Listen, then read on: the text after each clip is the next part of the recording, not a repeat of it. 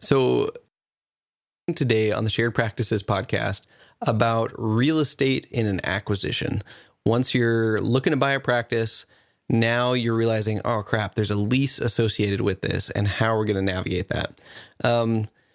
Why do you think this is to be talking about on the podcast, George?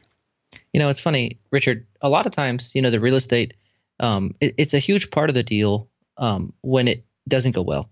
But when it does go well, it's almost like banking and lending, where you get your loan, it's not a big deal, it closes, hold anything up, and you don't even think about it. You're like, well, lending isn't a big deal. Sure. I think real estate can be seen that same way, where if you get a good lease, nothing happens. There's no reason that it causes you any stress post transition. Nobody really thinks about it, but it has the ability to mess things up. And so I think it's important to understand it and make sure it's done properly so that it's not going to be a problem later, because when it is a problem, it's a huge problem. And so I think that's why it's important to talk about it, is because it has the ability to really sink a deal or mess up your life as a practice owner, where you have to move locations in a distressful situation. So it can really be bad when it is bad. And that's why professionals like Rob really stress the importance of real estate, is because they've seen it when it can be bad. Okay. Well, let's avoid the bad. Let's get into this. So here we have Rob Montgomery talking about real estate. Okay, we've got back with us Rob Montgomery. Thank you for being back on the show. We talked about acquiring a practice and the importance of getting the right people on your team last time. Today we're going to talk really specifically about assuming a lease and taking over the real estate and how that can go and how to negotiate the best terms for yourself now and in the future. Because this is a big deal. You're going into not just a business, the dental practice, but you're also going into a space in which you practice. And the two are tied ways. You've got the frontage that people see your practice and come in, they know where to go, and they know you're there, and that they can always depend on that practice. And then you've also got all of the equipment that's been built into this space and the plumbing. It can be a little tricky and a little sticky. And so you're here today to help us through that with your experience on these lease negotiations. So how many lease negotiations do you say you would do on the average year or month? What's you guys doing? Between transitions and startups, probably will do about 80 to 90 leases in a year. Wow. Okay. So this is something that's just like, this is your core competency of like, okay, transitions and you guys do. Is that fair to say? It is. It is the core. I mean, obviously we do employment agreements and Sure. partnership agreements too, and sometimes they kind of go along with those two categories. But that is the primary of what we're doing, because that's the path to the two paths to practice ownership. Either you're doing a transition, you're either purchasing a practice or doing a startup, and that's what we're most involved in. Awesome. Well, thank you again for coming back. It's great to be here. Thanks for having me again. So the first thing that we mentioned when we were talking about this before the show, and it ties into last episode, is the timeline of this. So we're looking to buy a practice. We're interested. The practice, if it's not owned by the current practice owner, is owned by a third party. So there's a landlord who's set up this lease agreement with the current owner of the practice. That landlord may or may not know that the dentist is trying. Is that an accurate statement to say? It is. And a lot of times sellers, for some reason, feel like they don't want to tell the landlord because they're afraid that they'll sort of give the landlord some sort of insecurity, which Okay. I'm not really sure I understand that. But yeah, it's oftentimes the case. Doesn't know. So when in this timeline, and we talked about interested in a practice, we do our due diligence with the CPA, we submit an LOI, which enters negotiations, then we have negotiations, and we have the asset purchase agreement. That timeline, should someone be contacting the landlord to talk about the lease? I think right when you have a signed LOI and you're at the start of the preparation and negotiation of the asset purchase agreement, that's when you want to reach out and start the process with the landlord, because the landlord, as a third party here, they don't have a stake or an interest in this transaction going through. So sometimes they'll be very cooperative, and sometimes they will be very. And this is one of those things that you don't want to leave till a couple of days before the closing. Like, hey, it's reach out to the landlord. Hey, by the way, we're looking to transition this practice and need to assign the lease. Well, that more often than not will the closing to be delayed. I can imagine. Yeah, that could be a big problem.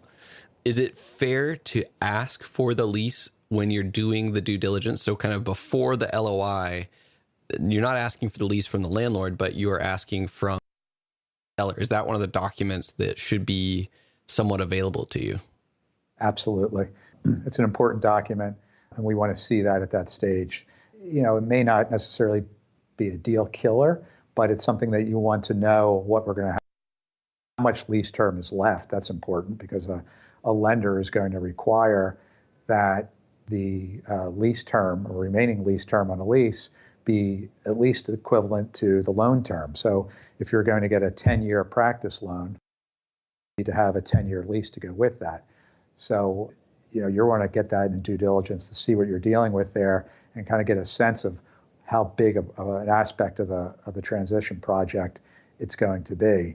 And it's absolutely diligence. So to break this down for maybe some of our listeners who this is their first foray into commercial real estate. So, if you're renting a house or an apartment, typically the term is like a 1 year, and maybe you have a month-to-month agreement after that, or you can kind of renew that 1 year agreement. What is typical for a dental space? Is it typically a 7, 5, 10, 15, and then what are the renewals built in? Okay, so the most common we see is a 10-year lease with numerous 5-year renewal terms. So you might have a 10-year lease with 2 or 3 5-year renewal terms. Sometimes it's a little less term, but at the end of the day, I think longer term is more important. And when we talk about term, there's the fixed initial term, and then you have the ability to control that space with these automatic renewals. And those renewals should be automatic, where the tenant can exercise those, so that the tenant practice owner has the ability to control the space for at least 20 years. And a lot of times our docs will kind of fall into the trap of thinking, well, I don't know if I want that long of a is a long time. Let's just get a 5-year lease. Well, the reality is, if you have a 10-year loan, you're not going anywhere in 10 years. And moreover, a dental practice is expensive to build. I mean, depending on where you are, anywhere from $80 a square foot just to build out the plumbing and the electric and the walls, to in some places like, in Washington and the Seattle area, it could easily be $250 a square foot or more. So if you're going to be exiting a practice at some point, you're never going to want to hand the keys back to the landlord. I mean, you're going to sell the practice. I mean, that asset is too valuable, and even though in transitions, they're not necessarily, dedicated towards this is how much the practice physical location is worth. It's something that's just part and parcel of that. I mean, because as I like to say, it's called a dental office for a reason. Like, without an office, you don't have an office. And so it's crucial to have stability and in a long-term way with the real estate relationship where your office happens every day. So at those automatic renewals, price still locked in to the original price that you negotiated for the first 10 years? Or is that a point where the landlord typically will raise the rent or kind of adjust things? How is that typically done? And can you negotiate with those automatic renewals? Yeah, what you're looking for are escalations of some sort. It may be that the escalations of 2 or 3% during the lease term, the initial lease term, would continue on terms. Sometimes so to clarify that, so normally you'd have within that first 10 years, the price is going, your rent is going up every year, but it's kind of locked into the contract of every year it's going up by about 2% or 3%. It's typical. Okay. Yeah. And so one way to, in a renewal option pricing standpoint, you could have where those annual increases just continue at the same rate. Okay. Sometimes we'll also see that it'll be fair market. At that point, what would typically happen is the landlord would say, we think that it's worth, just by example, $25 a square foot. The tenant would then have the option of accepting that or getting a broker involved to give a valuation, and then you go back and forth to determine what the actual agreed upon fair market value is that way. Something that we've seen recently on a few occasions are where landlords will give this renewal option period, but then they'll say the landlord gets to say what the rent is going to be. And if the tenant doesn't agree with that, well, then the tenant can then leave, and terminate the lease. That's not a true renewal. What you want is you want to have the ability where there is some mechanism that you could stay in there after you exercise your renewal option and that the rent is going to be some reasonable number. Okay. Now, all that being said, Richard, even though the rental rate for these renewal terms or the mechanism to set it, that doesn't mean that you just let that happen. When it comes time for those renewal periods to be exercised, a little before, you find that you're paying more than a new tenant in the building or in the center, you still have the opportunity to go back to the landlord and say, hey, I'm now paying $29 a square foot. Your new tenants coming to this building are 24 cents a square foot. Even though you have this renewal option that's going to provide that next year your rent's going to be 2% higher, you still have the opportunity to go to that landlord and renegotiate at that point. But at least you have sort of the safety net that worst case scenario, you can some reasonable price. Well, and this comes back to the idea that landlords in general like dentists as tenants because we pay the bills and we're pretty stable and we're not going to tip, and there's not going to be high turnover with us. And so we kind of almost have some negotiating power in that sense. Is that accurate to say? It is. It is accurate. But to have that, you have to have the right representatives that are actually bringing that to attention. Some landlords know that coming into it, and others are clueless. They don't really think about that. No, they don't know. And so you have to educate them, you it being, the lawyer or the real estate broker, and walk them through how low, why it's a great use, why it is, that dentists are going to continue to transition the lease to the seller to buyer, rather, to each buyer for years to come. And that landlord, you may not have a space for the next 30 years because it's just going to keep getting passed along. But that's sort of underscores something we talked about last time, the importance of working with people that understand the industry. A good dental healthcare specific should be able to educate a landlord that doesn't get it as to why a dentist is a good use. Same thing with a lawyer that's negotiating the lease terms. That these people should have the ability to educate the landlord, to make the landlord comfortable with the use so that you can get better terms and they recognize that leverage. It's only leverage to the extent that the other side perceives it, right? So if they're clueless as to why it's so great to have a dentist, so that's part of the process. It's nice that those facts exist, but somebody has to actually advocate and convey those to the landlord. No, and I didn't think about that. To us, like once you know something like that, it seems obvious. Forget that there's all sorts of people who own commercial real estate and are paying attention to and thinking about different things. And if you don't have someone kind of selling them on the fact that, yes, this is your ideal tenant, like you want in your building for the next 30 years, they won't see the advantages of that. So that's a fantastic point. And the sophistication of landlords really runs the gamut in our experience. You go from like where this is the only building they own to a sophisticated, international real estate investment trust and everything in between. So that truly is something where the experience is very, very variable from deal to deal.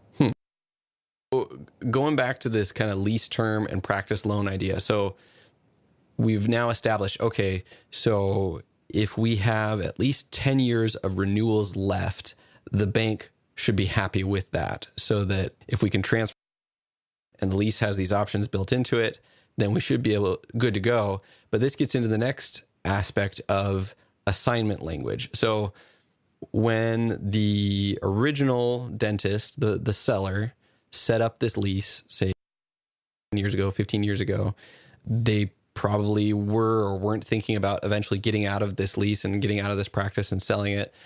And so the language in the lease about how that happens can vary quite a bit, because they may this and they may not have been paying attention to this. So how does that language around assigning a lease, and I say assigning a lease for maybe someone who doesn't understand, that means transferring the lease and walking away without any obligation or back to you. So that's like, I don't want to have to deal with or think about this dental practice that I've sold or the lease associated with it, but somehow landlords can sometimes make that a little stickier if they choose to. So how does that work?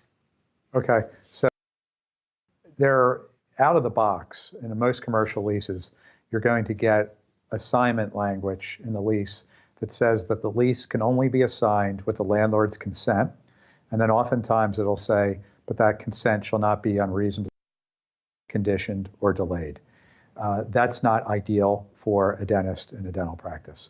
What we look for our clients is language that allows the dentist to automatically assign the lease without the landlord's consent buying the practice. Because you never want to have the landlord at the table, never want to give them a seat at the table when you're trying to transition your practice. And when the landlord has the ability to basically veto the sale because they don't think that the proposed new tenant / buyer is going to be sufficiently creditworthy or whatever the case may be, you're really running the risk of a problem down the road. And this is something we tell our clients, even when they're young docs that are doing a startup and this is their first practice and we're doing the lease review and negotiation, this is something that needs to be in that lease. And even if you feel like you're young and it might be 25 years before I'm ready to, you could become sick, disabled, Sure. You could pass away, you could have a sick relative on the other side of the country that forces you to have to sell their practice because you have to go and help with their care. You never know. And so you really need to bake into the agreement. Now, one thing I want to correct, though, Richard, and this becomes a negotiating point with landlords, assignment doesn't necessarily allow the seller / current tenant to walk away without liability. This just allows them to let somebody else operate there. Actually coming off and being removed from liability is another component that we try to get, and that's a separate issue. But, so what's that called then? My name is on the original lease. We're assigning this to a new lease, but that original lease kind of still exists with my name on it, but they're holding someone else accountable for payments. Is that a more accurate definition of assignment? Yeah, it allows you to, so somebody else can be in the space and have that lease, but the party assigning it still has liability under that. And it's not just the tenant. You as the practice owner is probably also personally guaranteed that lease. So you may also have a personal guarantee in the lease that with when you're assigning it to the buyer. And we're going to try to negotiate provisions that allow you to be released from your personal guarantee and to have the tenant released from liability upon assignment. So what we'll typically look for is the ability to automatically assign it, but then if the landlord's, and then we'll say, and that the tenant / seller comes off as from liability, oftentimes the landlord will come back and say, well, we can't agree to that. You can't anybody and just walk away. Then we'll say, well, that person has to be at least as creditworthy as the seller. And if they are, then the seller comes off. And if not, as long as that buyer stays current in their rent and they're not in default after a year, the seller can come off in their personal capacity and they'll have no further liability. First, a word from our sponsor, Q Optics. Okay, we've got back with us Brent Downs from Q Optics, the director of sales. And you were about to tell me a story about a friend that you met while helping him out and showing him a product. Yeah, I got tons of these kind of stories, but the one that sticks out to me, Dr. Kenny Crossland, he's out in West Texas. I first met him 1989, 1990, and tried to sell him a pair of loops, and he said, no, not interested. Okay. And over the years, I would see him at different meetings, or I'd be out in West Texas. And this went on for years and years and years. And it got to the point where I wasn't so much interested in selling anything to him. Sure. But we just became friends. And he has a mutual friend of mine as well. So kind of the three of us, became friends. Every time I would see him at a state meeting or a regional meeting, we weren't talking about loops. We were, catching up on family. Sure. And so lo and behold, in 2014, 24 years after the fact, he comes up to me and says, I want to buy some loops and headlight from you. How's that sound? And I was completely floored that he was actually ready to pull the trigger after 24 years of visiting. And so it was secondary to the relationship. It was a lot of fun. We still talk about it. It only took him 24 years to make a decision. If you're the type that needs some time before you make a purchasing decision, that's totally fine. You can email sales@qoptics.com with the promo code SP16 for $100 off a pair of loops or $300 off a loops and light combo. Q Optics. Let's have a better look. Do landlords ever take issue with this? It's if the bank is approving the loan and the practice is a healthy practice and they should be able to make payments, does the landlord ever just come back and say, hey, no, we don't want to rent to this person, we're financially not in a spot that we like?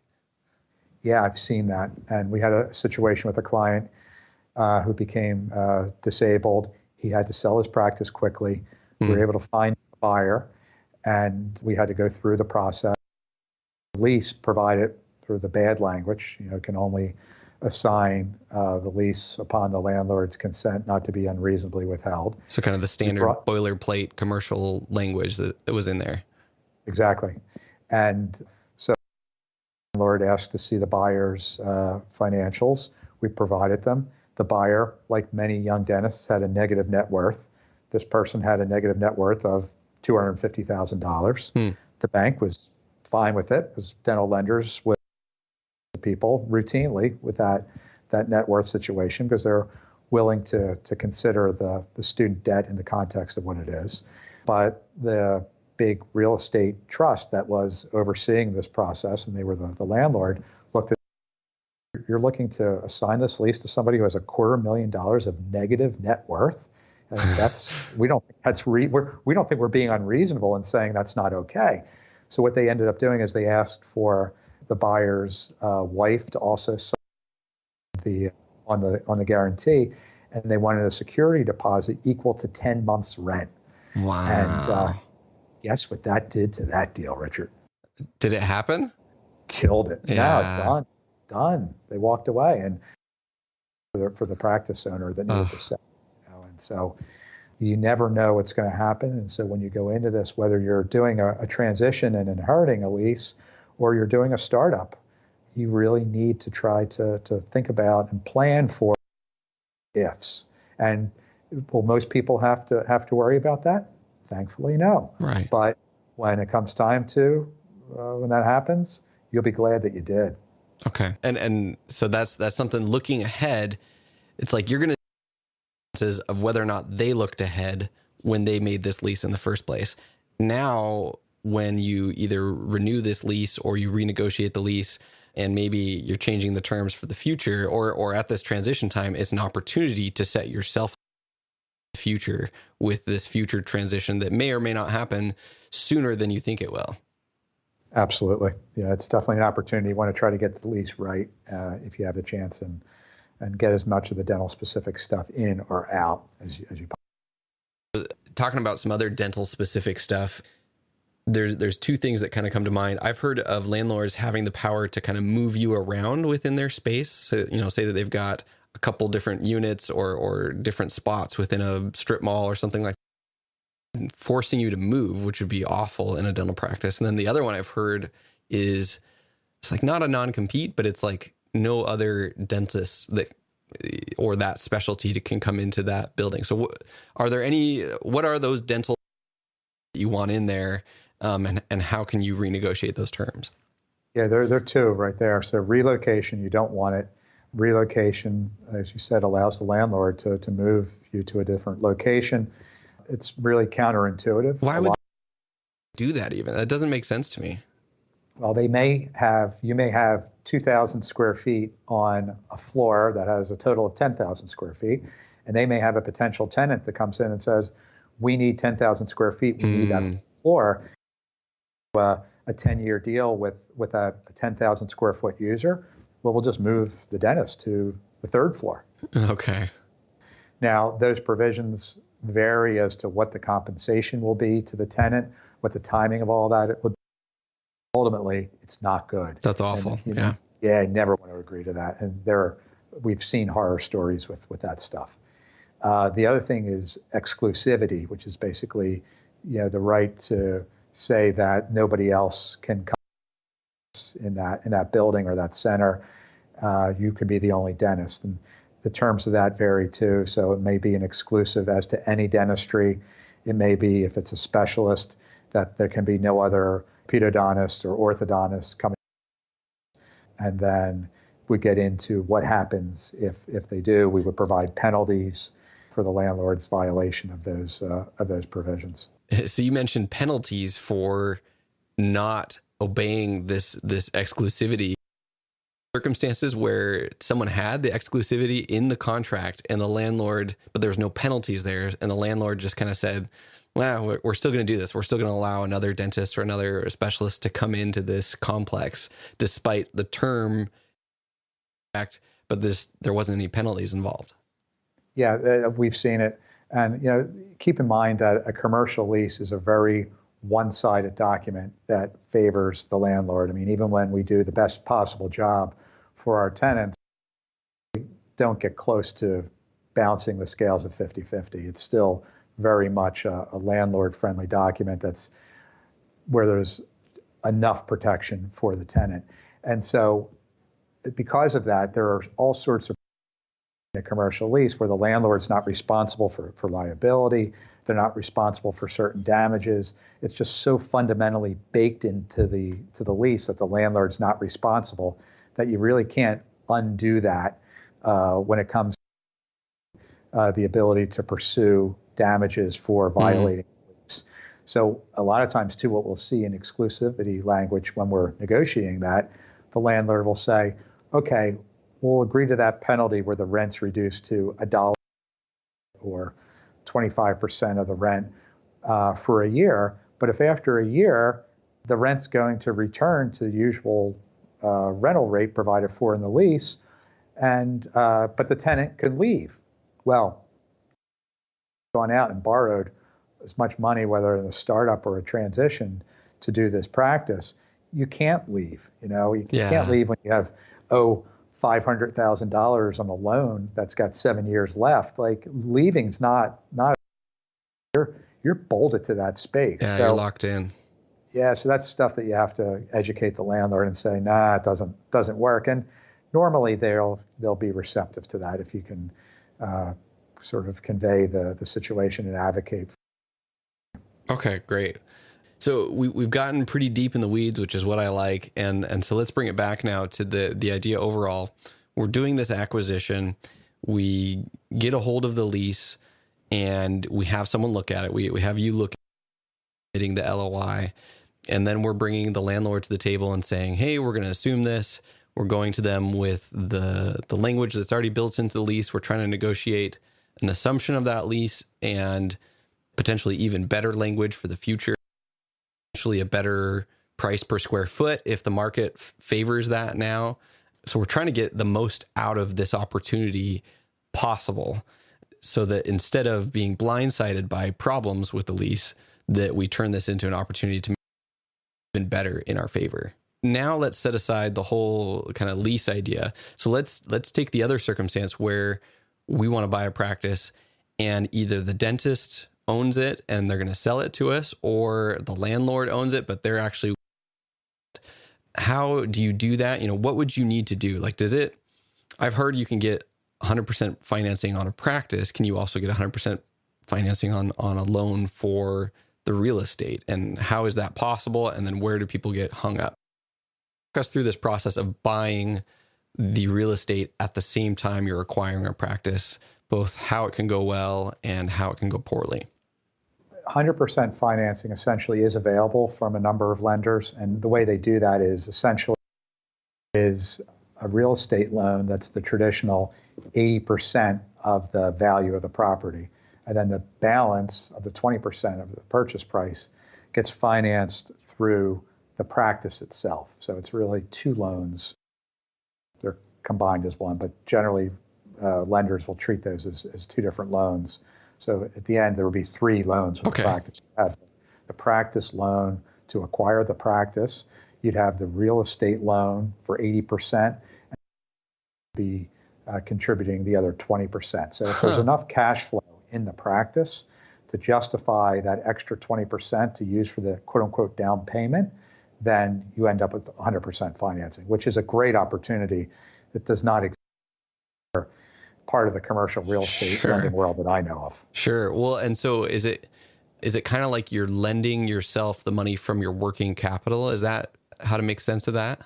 Essentially. Yeah, that's a good way to look at it. Yeah. Okay. So there's the table from, you were planning on needing some working capital to run your practice, but the bank was willing to lend maybe even a little bit more for the practice itself. So you're allocating a chunk of that to that last 20%. So that seems pretty attractive. When is that a good idea and when is it a bad idea? So this gets into this idea of like owning real estate as an investment, as a business opportunity.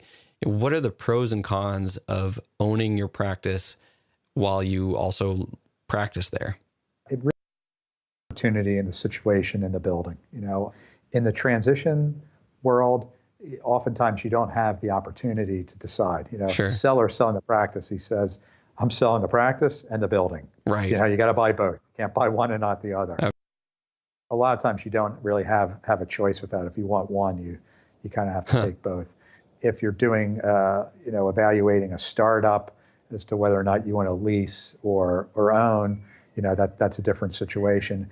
I mean, if you have the opportunity to buy the building and it's a good building and it makes sense from a cash flow standpoint, then it could be a sensible investment. But it's just like any other investment. We talk to a lot of docs that are kind of hung up on, I want to own the.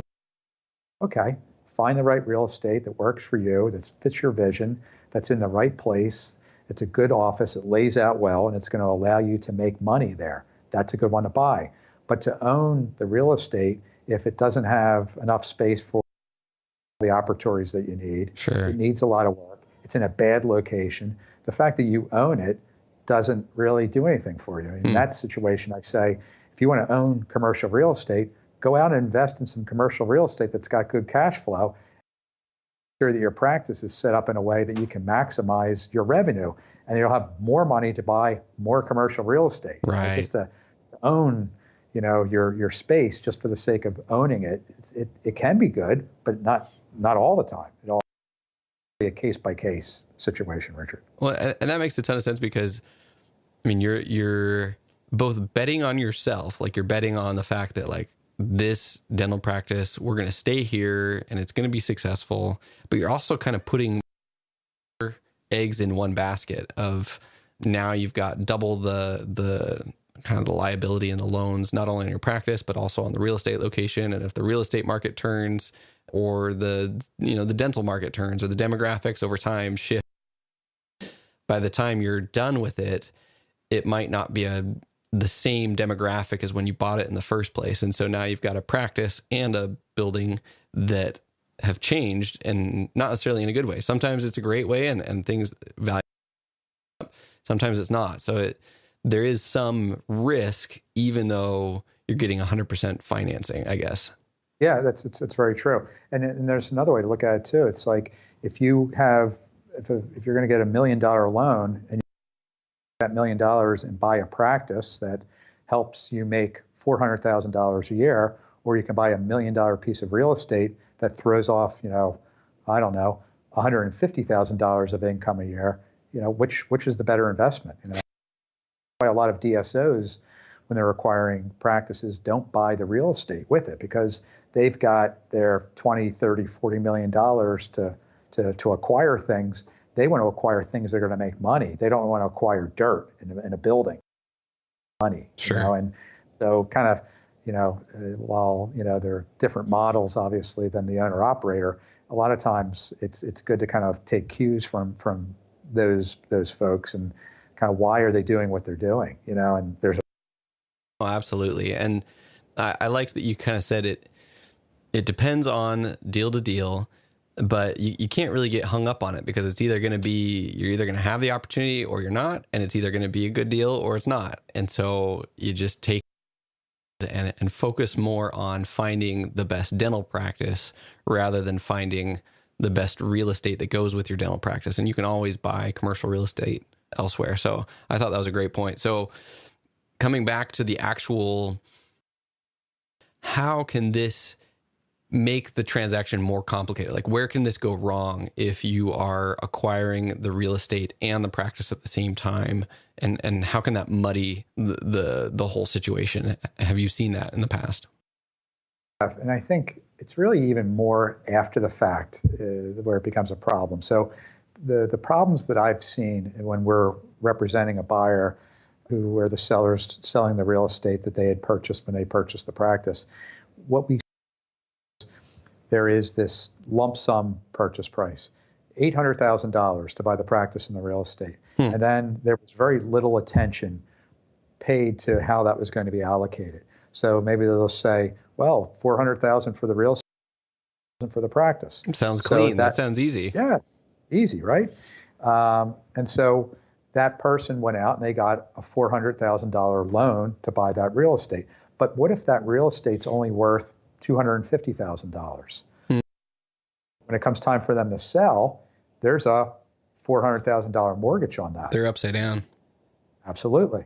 And upside down when it comes time to sell, or if you want to refinance, you can't. I mean, if you owe $400,000, it's worth $250,000, no bank is going to lend you that money. Sure. So, and then sometimes that gets amplified where people were able to buy that real estate where there may have been some sort of seller financing. So the bank involved in the beginning, otherwise they may have sent an appraiser out to say, this doesn't appraise for this. We're not doing this loan. It's not, we have to restructure the way that the purchase price is being allocated. But when you have seller financing, it's sort of like, it's no telling what's going to happen. And I've seen several instances where that came back to haunt that person, and it comes up at the time of the transition. So we're representing the buyer, but we've become an unwitting partner to the seller's problems in that regard. And it's careful about, we represent our buyers too, that stuff is done properly, so that when it comes time for them to transition, or whether they want to refinance the real estate or use that real estate as collateral to buy other real estate or another practice, they're not that they paid this artificially high purchase price for it. Okay, so it sounds like, just like when you run into a situation where you're dealing with dual representation, like we talked about in the last episode, you have to do diligence and hire your own representation in terms of a lawyer and a CPA and looking at all of the numbers in your behalf. Same thing when it comes to acquiring real estate associated with a practice. So you need to hire not only a lawyer to look at the terms and the acquisition, but also a commercial broker and someone to evaluate based on the current market price what this real estate is worth independent of the dental practice. Is that a safe bet to make there? Yeah, it is. And it underscores the importance again, Richard, and we just mentioned this and we talked about it last time, the importance of working with dental specific people, because even discussing and evaluating that opportunity If you're working with somebody who is a dental specific lawyer or CPA, a lot of times clients will say, I have the opportunity to buy this practice, and then I could buy the real estate too, but I'm going to wait a year to buy the real estate. And I'll say, yeah, be careful about that. You can get that 100% financing today, right, because you could wrap the practice in with the real estate loan. But a year from now, the only way that you'll be able to get that 100% loan is if you refinance your practice loan. And guess what? Prepayment penalty, because it's maybe a 4% prepayment penalty to refinance that next year. Or your alternative is you're not going to get the 100% financing. And if the building's worth, $500,000, you're going to have to come up with $1,000 down payment plus. So are you going to have the cash flow a year from now to write a check for, $110,000, $115,000 after you're just doing this practice transition? Sure. No, probably not. Yeah. And people say, oh, I didn't think about that. That's why you need to avail yourself of advice from people that have done this hundreds of times. They can say, whoa, stop. You're going the wrong direction. This is the way you need to be. And that's what you pay for. You've heard me talk about the Ownership Accelerator over the past few weeks. Well, today is the last time I'm going to talk about it before everyone on the waiting list will get access to the course. The Ownership Accelerator is designed to cover everything you need from the moment you decide you want to buy a practice all the way to the early stages of practice ownership. Based on everything we've been hearing about just how badly this course is needed, I knew it had to be incredibly thorough. I didn't feel like I could create the course that we knew everybody needed without a little bit of help. That's why I reached out and got experts to help me out. Let me start by talking about Paul Goodman. For those of you who don't know Paul, he's both a dentist and a broker. Not only has he purchased 3 practices, he's also a director for the United Dental Brokers of America. Paul has extensive knowledge both on the buyer's and seller's side of dental practice purchases. It's why I was so thrilled that he agreed to direct the course with me. Paul teaches 2 of the 12 sections in the Ownership Accelerator, but where I think Paul's biggest impact was in the development, structure, and organization of the course. Paul and I made sure that everything that's covered in the course is everything and exactly what buyers need to be successful when buying a dental practice. Not only do we have Paul Goodman on board, we also brought on a group of experts who are involved in practice purchases to teach the sections related to their area of expertise. We have Rob Montgomery, who you're listening to right now, talk about the contracts, timelines, and chronology of a dental deal. David Alvey from Atlantic Commercial Credit covers many considerations that go into assessing a practice for financing.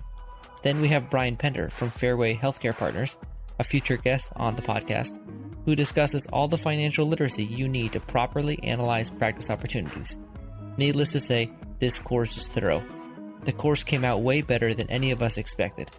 It's more than 14 hours long and comprised over 80 videos that are around 10 to 15 minutes in length. The course recently finished its beta testing round and is ready to go. Early feedback has been outstanding and we could not be more excited to release it. Today is your last chance to sign up for the waiting list. As a member of the waiting list, you'll receive exclusive access to the course before anyone else and also are eligible to receive 25% off the course. You're not going to want to miss out on the Ownership Accelerator. Click in the link in the show notes and get on the waiting list before it's too late.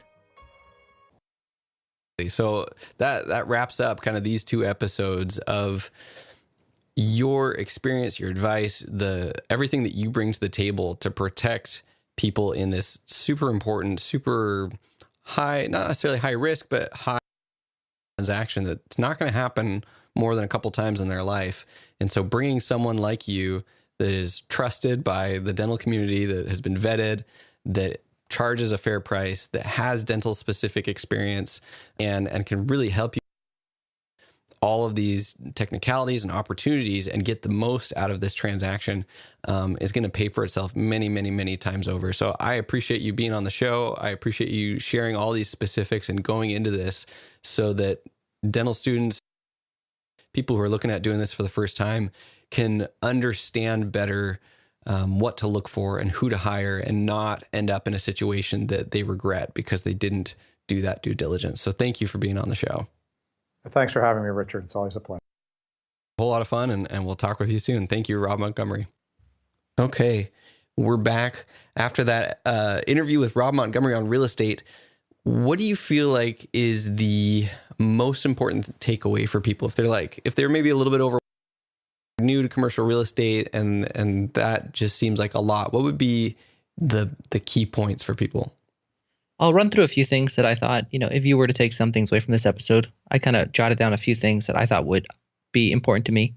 The banking, your lease term should really match the length of your practice loan. And that's something we talked about with David Alvey also when he was on, is to make sure that the length of the lease is equivalent to the length of your loan. That way banks, if you have a good bank, that's something they should make sure is going to happen. The other thing I thought was interesting, Rob talked about leverage is only perceived. Because you had mentioned, like dental tenants are good tenants. And he was like, well, if they understand that dental tenants are good tenants, then it's a good thing, And so I thought that was something important, is that a lot of landlords don't deal with medical professionals very often. Sure. And so to understand that you need to educate them on why you are a good tenant. So that was one thing I thought was also important.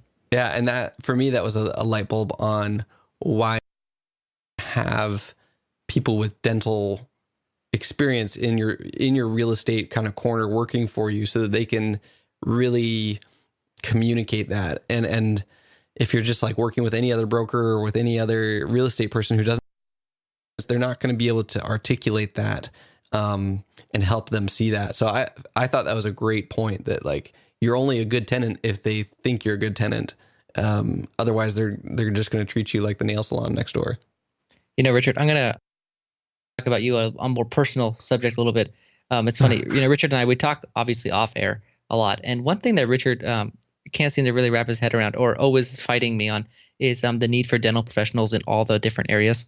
And so it's something that we talk about. Happy that you had the light bulb moment in this episode on why somebody dental specific is important for this specific. Wait, wait. So what have I talked about where we don't need someone dental specific? I'm trying to think now. I remember we talked about, I was looking for, and I had asked you, and then we had talked about you weren't completely sold on the need for a dental account. And then I was trying to convince you on why I felt like a dental account was appropriate. I still, and we can get into this later, I still think you're right. That I think that for a transition, 1,000% dental accountant. For your year-to-year accounting, there's a lot of little subtopics within accounting in terms of payroll and your metrics month to month, bookkeeping. Like there's like, and I want to do an episode on this in the future and kind of dive into this. But I think there's little subcategories that if you have a who bundles everything, you're going to be overpaying for a lot of these littler things. And maybe that's what you have to do. Anyways, you're totally a topic for another season. You totally call it. You're right. You called me out on it, and I'm like trying to back myself out of the corner. But no, so we'll have to get into that in a future season. Yeah, sorry to do that to you on air. I totally spontaneously surprised you with that one. But the last two things I wanted to talk about before we close out the episode is the one thing is the lease. I thought this was an important, especially timeline wise. It's always good to get an idea of where things are. The lease is something you look at typically after you do the LOI, and during your due diligence. Just an idea of when that is. And then the one thing, maybe this is more up your alley with the real estate background, is I like how what he said, and this is something else, is looking at buying the building as if it was not where you practice. Think about it like, how would this be as an investment in commercial real estate outside of the place where I work? Would you buy this if you weren't buying the practice? Exactly. Like, is this a good investment if it was not the place I work, stable tenant? But if it's not, that I think it's important to realize that. So, I just think it's good for people to think about it that way. You don't have to have the real estate if it's not a great opportunity. Well, and the flip side of that is I really liked that he's like, a lot of the times it's baked or the other. Like there's either no opportunity to buy the real estate because the landlord's not selling, or it's the dentist who's selling both the practice and the real estate, and he won't sell one without the other. So it's kind of like a moot point. If you want it or you don't, it's not there. It's not there. And if it's like forced upon you, it's forced upon you. And if you want that deal and you want that practice, that's what you're going to have to do. So I thought that was also pretty interesting that he said that. And I'll go on a little bit more personal note on the subject. In my deal, the sellers do own the real estate. And it was something that I initially went into negotiation saying, I have to have it. If I buy the practice, I have to buy the real estate too. And then, I think I backed off when I saw the opportunity in the practice, and it was really the right practice. I negotiated on that point. I told them I'm okay renting. And so right of refusal. But, I'm not necessarily married to the idea of buying the real estate eventually. I think it just has to make sense financially, as an independent investment. Well, I think based on your comment, I think last episode, you may be a needy tenant. Like maybe you're going to be the one who like goes back and forth on the terms. Well, maybe not this time because you're buying the practice, so you have to play nice. But at any future renewals or negotiation, you might be someone playing hardball. I'm going to make AC. That's right. It's Phoenix. You got to have that AC. That's funny. Yeah, probably. I don't imagine myself not being needy. Awesome. Well, is there anything else that he talked about that we want to hit on before we wrap this up? I think we got it. I think it's just to ensure that, you make sure that you're not in any dangerous situations for you. But I think the episode did a great job of covering most of the key points. Awesome. Cool. Well, I feel like we needed this perspective from someone else. We've gotten a little bit of this in the season before, and I couldn't have having Rob on the show. So big thank you to Rob Montgomery. We'll have his contact information if you want to reach out to him. Definitely someone that we would trust and endorse. If you're worried about that or looking for someone, definitely reach out to him and see if he can for you and your acquisition. Okay, we'll talk with you guys next time on the Shared Practices Podcast.